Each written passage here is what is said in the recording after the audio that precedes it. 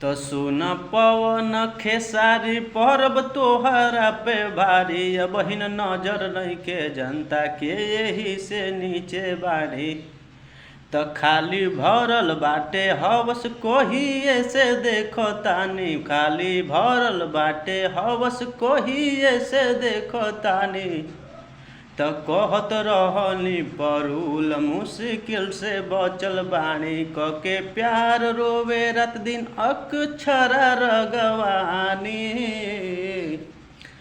त कके प्यार रोवे रात दिन अक्षरा रगवानी, बहिन नजर नइखे जनता के यही से नीचे बाणी। सुन पवन खेसारी परब तोहरा पे भारी, तो सुन पवन खेसारी परब तोहरा पे भारी, बहिन नजर नइखे जनता के यही से नीचे बाड़ी।